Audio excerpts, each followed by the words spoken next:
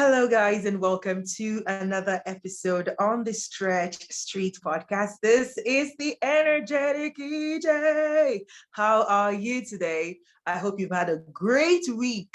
How did your week go? Did it go good? Or it was like, or was it bad? Like, just be honest with yourself. Whichever one it is, I hope that, anyway, I don't hope. The fact that you're watching this right now means that you made it through, right? And so you have another opportunity to go through the next week with a refreshed, mindset, with a new mindset to say, you know what? Last week wasn't that great, but this week, I'm gonna crush it. All right. I hope that's your story. But if not, hey, I'm sending you a big warm hug and cheering you on that you got this. Okay. The fact that you're still breathing means that there is something out there for you. So all you need to do is get up and go get it. So welcome, welcome, welcome. You know how we do it here already on the Stretch Street podcast. We share stretch stories to decipher or to distill the life lessons with the experiences that came with this stretching periods. And today on the show, I have somebody all the way from the US. Yes, yes, yes. This person is a father. He is a husband. He is a mentor. He's a coach, and he helps experts turn their experiences into cash flow. So, if you've had experiences, those ones that almost crush you but didn't, do you know that you can turn that into cash flow? No? Okay, then this episode is exactly for you. Well, not like we're going to talk about turning it into cash flow in this particular episode, but you get to meet my guest today, and you get to follow him, and you get to go ask him how he did it so that he can show you how to do it, because this is what he does for a living. He helps people turn their experiences into cash flow. So sit back, relax, grab your cup of tea, your cup of coffee, your bottle of water, if that is what works for you. And let's dive into the story of my guest today, Germaine Turby, okay? Germaine Turby, all the way from the US, and he is going to be telling us, some of his story today, all right? If this is your first time on this YouTube channel, welcome. Where have you been? Well, welcome to my YouTube channel. Welcome to the Stretch Street podcast. And please remember to click the subscribe button, subscribe, turn on notification so that you are always alerted when I have new episode out. And my episode comes out every Friday. And if you are listening to me right now on Spotify, Apple Podcasts, Teacher, Breaker, iHeartRadio, Amazon Music, wherever you listen to podcasts on, thank you for listening. If you check around that platform, there is a way you can rate this podcast, or you can, give us a thumbs up or a rating or share. Please, please, please, every of your support counts. And if you're watching this or listening to this and this is adding value to you, then please share to somebody who will find the information in this particular episode useful for them. All right, without further ado, I am happy, more than happy, to introduce you to my guest today. Don't go anywhere. I will be right back with my guest.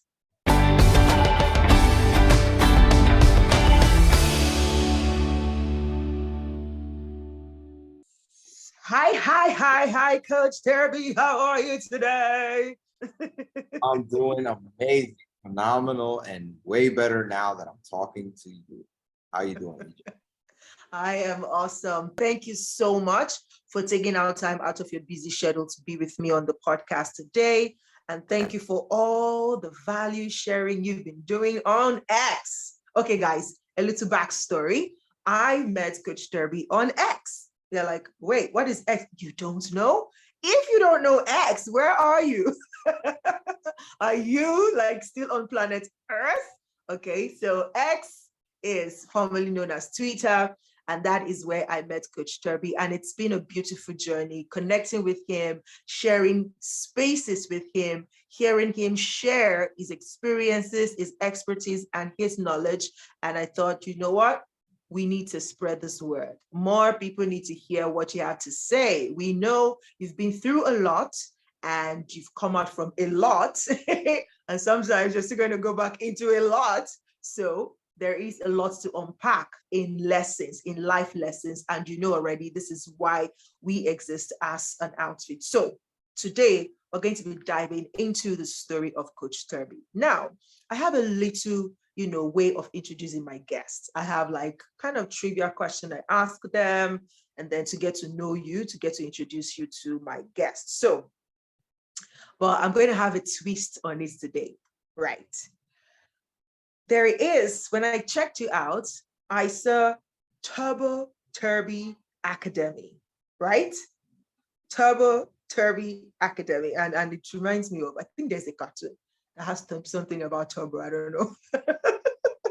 Right? So tell us the story behind that name. Why Turbo? Why Turbo Turby? Yeah. So that's a really good question. I love that question. And nobody's ever asked me that yet. So funny thing, the name came from my sister, and she created like a social media account and she used that name. But when I started coaching, I was like trying to come up with a name, and I'm like, what should I name my company? What should I name my program? Like, what should I name it? And I was like having trouble, and I'm like, okay, what do I do? Like, I help people, make transformations in their life that they desire. Okay, what's the purpose of this? It's so that they can get to their dreams faster, right? Because all of us want to experience a life of fulfillment and happiness. Mm-hmm. And there's a lot of things that stop us from getting there. And the biggest thing that stops us from getting there is ourselves, right? So what I do is just help people get there faster. So I said, okay, it's about speed and getting to where you want faster. Because I believe everyone has the ability to achieve all of their dreams. But if we get there faster, then we can enjoy that time for a longer period of time, and we can share it with our loved ones, and we can create more experiences with our loved ones. So the idea of Turbo was like natural. I was like, okay, well, there you go. Turbo. And originally it was like Turbo Turby Transformations, Triple T. And then for some reason, Academy just sounded better to me at the time. So that's how. Settle for that. I love it. I love it. I kind of had a feeling like, okay, yeah, Turbo Bar. I was like, what's the connection here? And that is so fantastic to know. Thank you for sharing that story. And thanks to your sister. Did you pay her for the name? Not in money, in love. No, justice for your sister. Justice for your sister. I'm gonna have to send her a check once she listens to this episode. Awesome. Okay. So I know that you are on a mission to help 10,000 parents start making money from home. What is the inspiration behind this? Yes. So in 2021, I lost my father, and we were talking about this briefly before the episode started. And it was really difficult for me because I thought I had made it. Like, I come from the Dominican Republic, which is a very poor country. And my parents were hard workers, and we came here as immigrants to the US, and we ended up in New York City. And all my life, they were working so hard to give us, me and my sister, a better life. And in terms of like wealth creation, that didn't really happen for my parents. And when I came down to Texas a few years ago, I had to start over. And I feel like I was doing very well. I had this good job. have a house with the yard and the pool and a trampoline for the kids, and this life for them that was the vision of success that I had in my mind. And so living that, I thought, everything is fine. And when my father passed, I realized how much of my finances depended on my one job. Like, if I didn't work for 2 weeks, then we were in trouble financially, right? So we had to take an emergency trip up to New York. My father, his life insurance policy had lapsed during COVID because he lost his job, and income was difficult at the time. So our family had to come up with the money to, for the funeral, for this cremation, and there were bills to be paid, right? And that almost broke me. Like, I was really, really mentally challenged and financially challenged, and I had to dip into max out all my credit cards, and it was like a real financial stress. And I realized, like, I have no freedom. I don't have the life that I thought I did. It was just a facade, right? It was a picture that really wasn't real. And so when he passed, so many strangers showed up to his funeral to honor him, to honor the way that he taught. And he was a mentor to so many people that I had never met before. Like, hundreds of people showed up to his funeral and that I'd never even seen before. I was honored, and I was like, man, like, how does this person pass and leaving this so much value behind, and he wasn't able to monetize it? So I had already purchased a course from Tony Robbins and Dean Graziosi about a year prior to that, which they teach people how to take their expertise and turn it into a coaching program, right? And turn it into something that people can learn from. And so I said, wow, what if I tried that?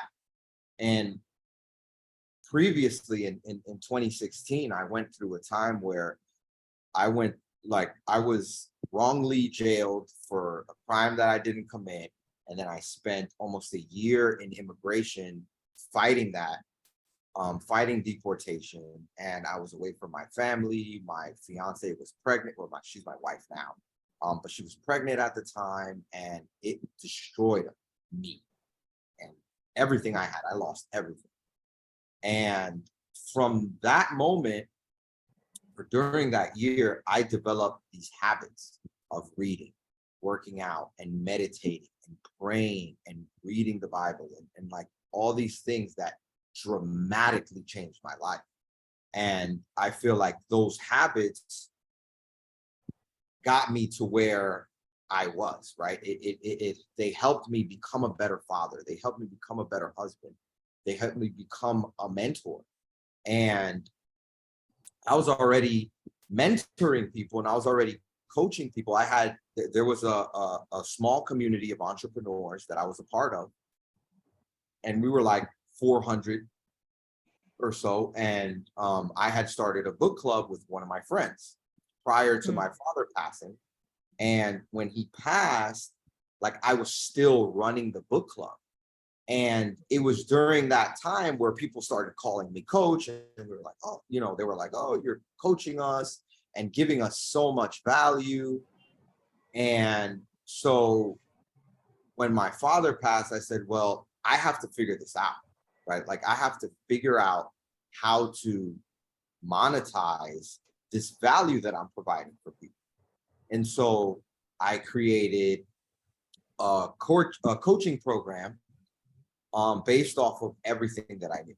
And I created this offer, and I made the offer to the group of 400 people. and I think like 40 people responded, and I booked 26 calls, and the number keeps going less and less and less, right? So Absolutely. That's a funnel. that's how it works. And so from the 40 calls, then it was like there were 26, and then I coached 17 people that first month for free. Wow. Weekly group calls, private one-on-one calls. I mean, it was a lot of work. And from that, 4 people stayed on, and I made my first $1,000 that first month. And I was mind blown. I was like, wow, that was a lot of work, but it was so fulfilling. And it was so much easier than all the other jobs that I had done previously in the past. And so I said, wow, this is it right here. This is where I need to focus my energy on. And I started doing that, and my business started growing, and my impact started growing, and I started helping people. And that for me was the most transformative part. It's like I can take my experience, what I've learned, and package that in a way where I can provide that transformation for someone else, and they'll be more than willing to spend the money. Okay, for it. So why the number 10,000? Why couldn't have been 1,500? Why 10? Because this is not a 1-year goal or a 5-year goal for me. Like, this is long term. And I understand that to get to 10,000, I'm not going to be able to do it in a year. And if I am, then I might leave things on the table. Like, I might leave part of their transformation, and I don't want to do that. So the number 10,000 for me just represents my long-term commitment to this cause, to helping people. That is so beautiful. That is so, so, so lovely. I love it. I love it. Stretch Street Podcast. That is such a fantastic goal. And I think that makes a lot of sense to, like, it's a good practice to kind of throw the goal and the vision like long term, put that number. I used to wonder, I've seen people say, these 1,000 numbers, 5 million, 1 million people. And I'm like, okay. With your 10,000 though, how many, what number are you at, if you count? So right now, that is a really good question, because I have not been counting. I made the number just to tell me, like, hey, this is a long-term thing. But I'd say we've helped over 27 people over the past, well, since May. So the May of this 27 year. of last year. Okay. That's still a lot in about a year plus. Yeah. Okay. Good. Well, we're on track for the long term. All right. So I'm going to read something now, and then I'll ask you the next question. This is going to sound very familiar. 2009, started selling dollars full time. 2010, started college. 2011, started cutting hair. 2012, started managing barbershop. 2013, started my car service business. 2014, started taking business serious and working 16 hours a day. 2015, started making 6 figures. 2016, lost everything. But I started reading the Bible every day and working out every day and meditating and visualizing and journaling daily. Although I spent a year in jail for a crime I didn't commit, I developed habits that will benefit me for the rest of my life.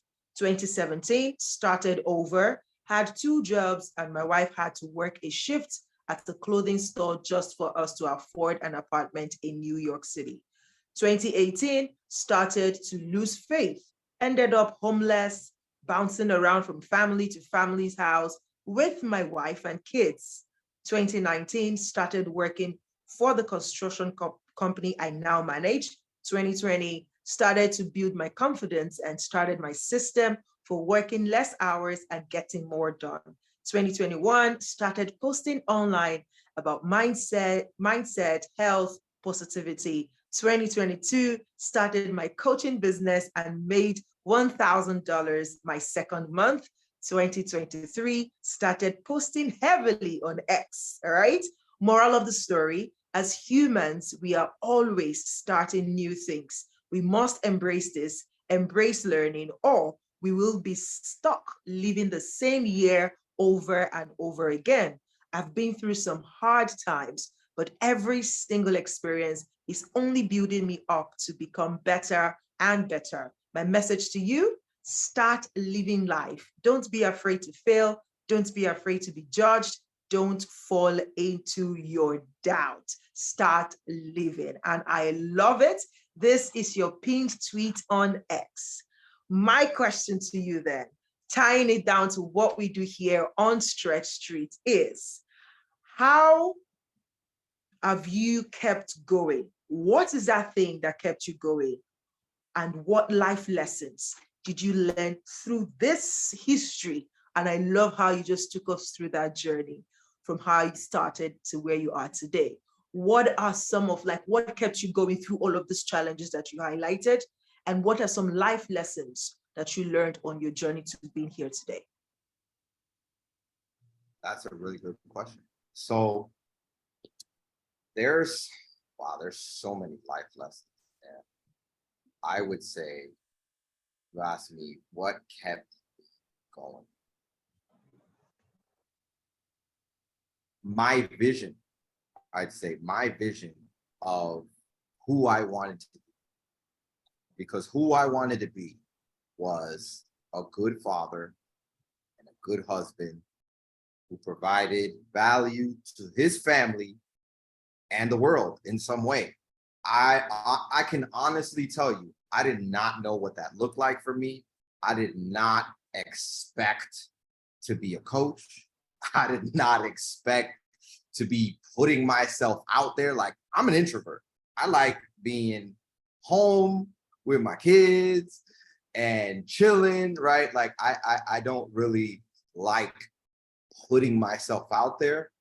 But I understand that that is required of me now in this stage of my life.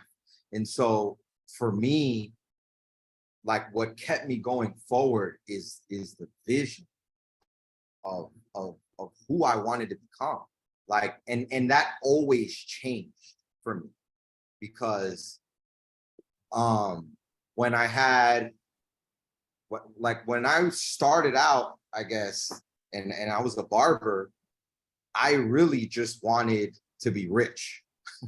Like, I didn't have a family in mind. And then I went to school and I started my business. And then when I hit my first 6-figure year, it was like, cool, money is okay, but this is hard. And all this work is not worth like not being able to enjoy them. Right. So, and then I met my wife and I lost it all. And then I found so much happiness with her. And we created a family. We started a family. And then that was my focus. Right. So then now my vision changed from just being this successful entrepreneur to now I don't really care about that. I just want to be a good family man. And for me, I had to start from zero, because as a teenager, I thought being a womanizer was a good thing. And it was not a good thing, obviously. So I had to unlearn all of that to become a good partner for my wife. And then now I'm a father. Oh, snap. Now I'm responsible for other souls. Right? For everything. Feeding someone, clothing someone, housing someone else. Like, all these responsibilities, I'm like, okay, I have to figure this out. And so what keeps and still keeps me going is that future vision. And it's always changing. It's like who I want to be, that person pulls me. That desire to be that pulls me.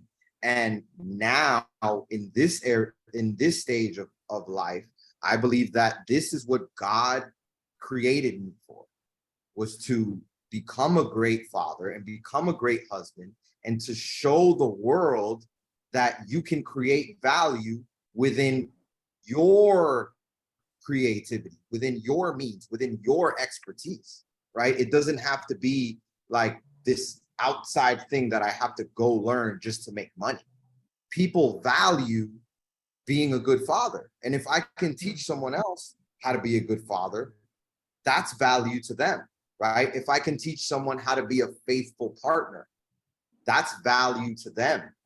If I can teach someone how to be disciplined, that's value to them.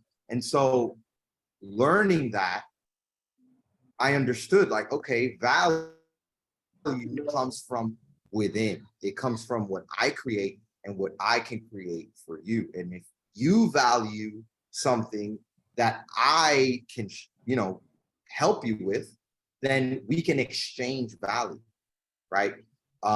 It may be money. You may be a mentor in a different area, and I may be a mentor in discipline, and we can exchange value. That way we can exchange mentorships, which I have done.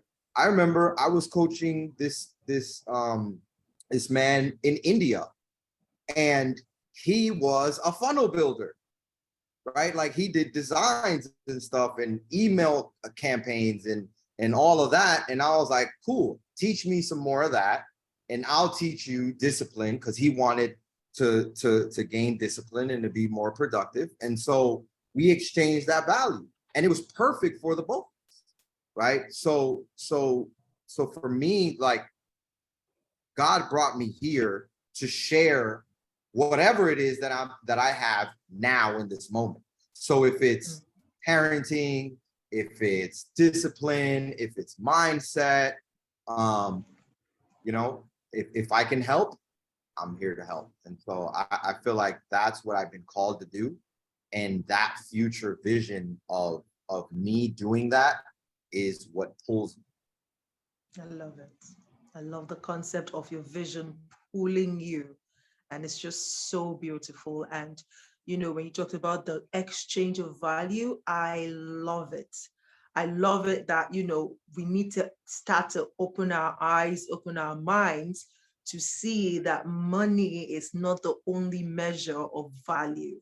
And we can all, we can get so much more out of life if we expand our focus away from just money and the material things, and to really look at the intrinsic value that we bring to the table and that we can exchange with others to make the world a better place. And that is just so, so, so powerful and beautiful at the same time.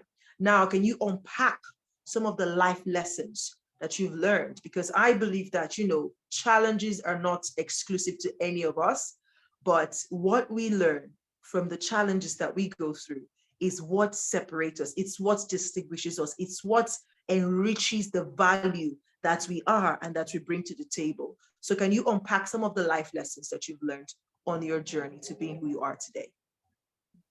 The most important principle that I've learned is be, do, have.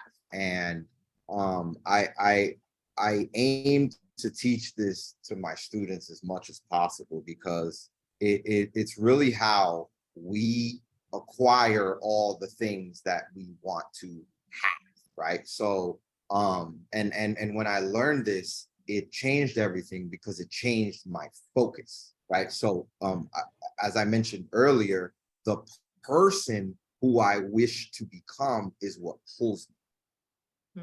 Before I learned this concept, I just wanted the stuff, right? I wanted a house, I I wanted the money, I wanted the cars, I wanted the good relationships, right? I wanted the possessions.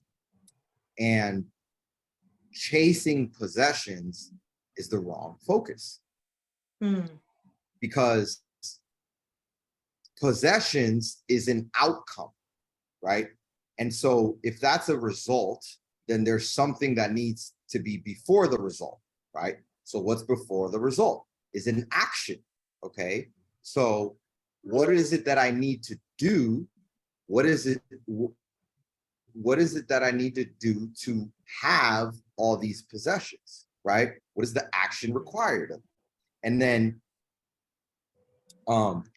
my mentor, shout out to Myron Golden, he teaches business principles from the Bible. Nice. Love And it. and so transformational. And so this concept of like be, do, have is in the Bible. And so when we think about, okay, what is required for a possession? It's an activity, right? And so that activity is also a result. And so, okay, an activity is the result of what? The activity is the result of who the person is, right? So if you are an author, what do authors do? You're Authors right. The write, author works. right? I love it. So because the author writes, they have books, they have sources of income that come from the books, right? They have these possessions that are attached to the activity of writing and creating content and value for other people in the form of writing.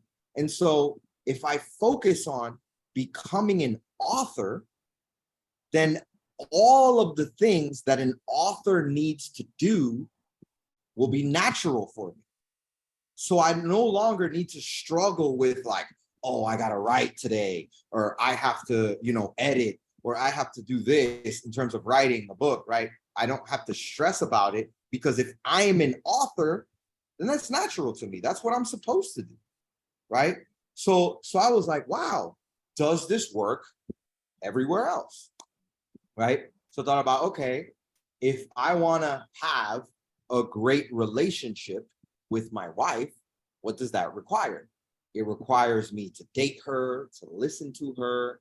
It requires me, to show my love and to tell her that I love her.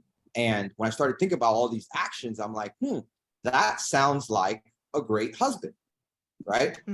So if I focus on becoming a great husband, then You do what great husbands do. what do great husbands do? Well, they love their wife. They tell their wife that they love them. They show that they love their wife, right? They date their wife. There's actions that great husbands take. And so the result of those actions are this amazing bond and partnership with this other human being. That's what I want. What's required of that is the activity. What's required of the activity is for me to become the person, right? Same thing with being a father, mentor, whatever you can think of, becoming the person that does the activity will automatically get you those possessions. So I think that was one of the biggest life lessons that I've learned throughout the process. And that is priceless. That is priceless. I think the first time I heard the concept of the be do have was with T. Have Eka, or either T. Have or his son, forgotten his name now. Yeah. Either T. Have or his son Eka, like, yeah, be, do, have. And you just kind of broke it down to a very simpler and very consumable, bits for anyone listening or watching this to be able to say, okay, that sounds, actually, if I focus on that, then yeah. And if everyone can just, like you said initially, like, does this really work? And does it work everywhere? And then you started to explore in every area of your life. And I mean, I am super sure that at this point, regardless of any challenges that you might be currently having, you can say fully that you have a great life. And, it is one that you are very, very satisfied with, one that you're very happy about. So thankful. Thank you for sharing with us. Thank you for, taking us through that journey and helping us see the light from your perspective. And it's just beautiful. And I believe and I hope, if you're watching this or you're listening to this, I hope that you caught something. And if you don't remember anything at all, remember that whatever it is you want, whatever it is you desire as an outcome, as a possession, is the result, right? And there is something that leads to the results. And what leads to the result is what you do. What you do leads to that result. And what you do is as a result of who you are. So good. So good. Absolutely. So just be who gets that kind of results and do what the person who gets that kind of result does, and the results will be yours, right? Yeah. And And that is and just lovely. and if I Yeah. may, I'd like to add to that, right? So how do we, like, so one thing that my students always ask me, and I'll share this, is like, okay, I understand that concept. How do I do that? Right? Like, how do I Mm. actually like materialize that? Right. And so I learned this during that year in immigration jail. Um, and it's the power of visualization, right? Mm. So when you visualize your future and all of the details of it, and you write them down and you practice this every day, you don't have to write it down every day, but I would say spend 3 to 5 minutes visualizing this every single day, that vision of who you want to become. That has so much power, because the way that our brain works, everyone has in their brain something called a reticular activating system, right? The RAS. And the RAS, the way it works, it's like a filter, right? And the RAS tells your conscious brain what is important. Because if we were to analyze all the information that our brain was taking in, we'd go crazy. Like all the things that you see right now that are in your visual eyesight, plus everything you hear, everything you feel, everything you smell, taste, all of those things are going on at one time.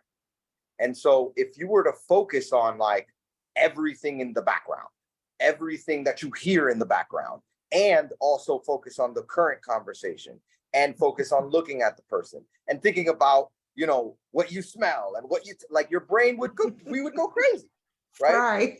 So we have this amazing filter that tells us, focus on this right now. Everything in the background is not important. And so if you've ever had the experience of like you or your parents getting a new car, right? Or you have this dream car that you're interested in, what happens is you start to see it everywhere, right? Yeah. You start noticing it everywhere. And what happens is the world didn't just come up with 1,000 a new supply of that vehicle in every color and in every year and drop them in your neighborhood, right? That's not what happened. What happened is, now because that's important to you, your RAS says, oh, look, there's the car, right? Let me let you know that we saw the car, right? So all we're doing is bringing that awareness to the forefront The of our mind. four. right? So when I have this vision and I visualize it every day, it is on the forefront of my mind, right? So now during the day, I can walk into a Starbucks and I'll overhear a conversation away across the room if it pertains to my vision. Because now that's on the forefront of my mind. And so now your brain is looking for all those opportunities. So the more information we feed our brain about who we want to become and that vision, the more our brain finds opportunities and finds these little nuggets like, oh, I heard this on a space. I'm gonna act on it. Oh, I saw this on a TV show briefly. I'm gonna act on this. Oh, I overheard this conversation, with these people. Let me go and introduce myself, right? Let me go and talk to this person. Let me go and reach out to this person. And we're literally creating that vision now on a daily basis. Now we have it on the forefront of our mind, and our brain is showing us like, hey, it's all these opportunities are here now. It's not all the way out there. They're here. So now you can take action on them.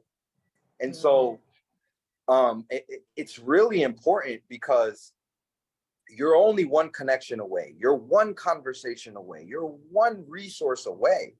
And if you bring that vision to the forefront of your mind, your brain will find it. It's like you'll have that eureka moment, like, oh my God, I can't believe I never thought about that. Because now your brain is like, hey, this is really important, right? Let's focus on this. Let's focus on this opportunity, because every single day you're visualizing this thing. It has to be important, right? So let's bring that into actualization. And so that is how we materialize whatever we have in our mind. That's how we bring that vision into actualization. And it's powerful because we can all do it. Yes. That is so good. That is so good. Oh my goodness.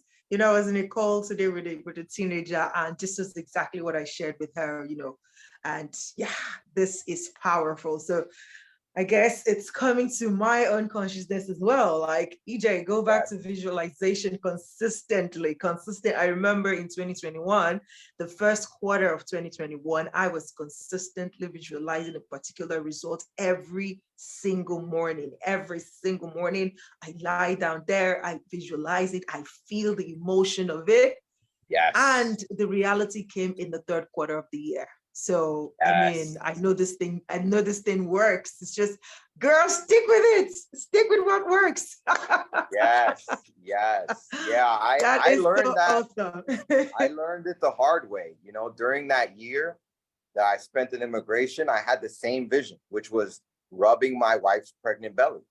And what's crazy is, while I was still locked up, she gave birth to our oldest son. And so that week was so hard for me, because I developed the habit of like, I'm going to visualize this. I'm going to come home to this moment, right? So for me, it was like heartbreaking to think that, like, man, I visualized this, and then here's the opportunity, and it went. But for some reason,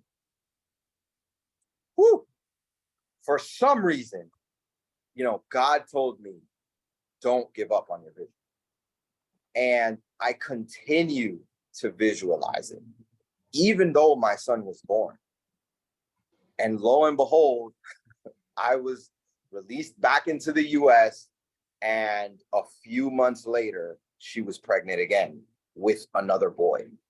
So we have 2 daughters and 2 sons, and I got to live that vision and experience that exact moment. And it wasn't how I thought it was going to be, because I thought it was my first son, and it wasn't, So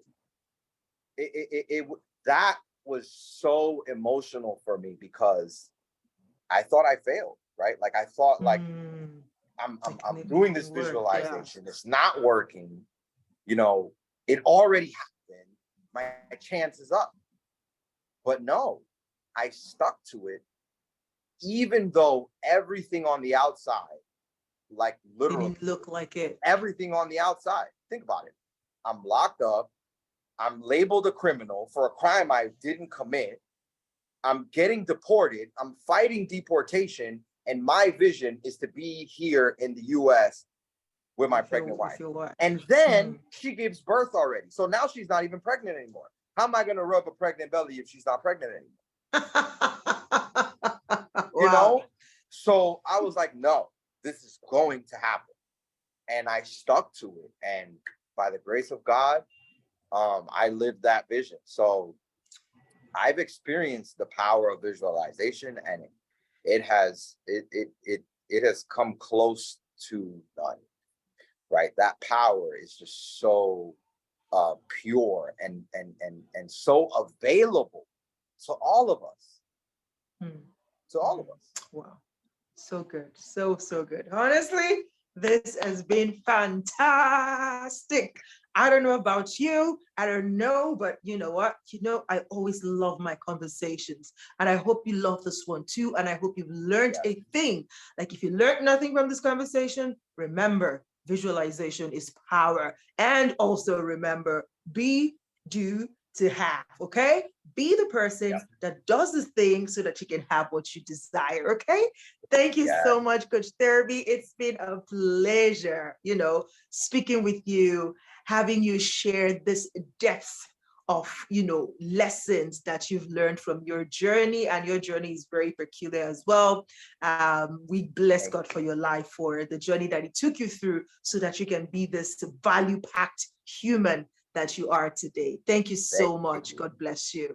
All right, guys, till I come your way again next week with yet another story. Remember, challenges are not exclusive to any of us. We all go through them. But the important thing is when you go through those challenges, ask yourself, what is this challenge here to teach me? Because when you assume that posture of learning, then you have the strength and the tenacity to go through that challenge, to learn the life lesson, and it makes your life richer. So as I leave you this week, remember, keep stretching, don't snap. And even if you do, hold on, knowing that you're not alone. God bless you, and I'll see you next week.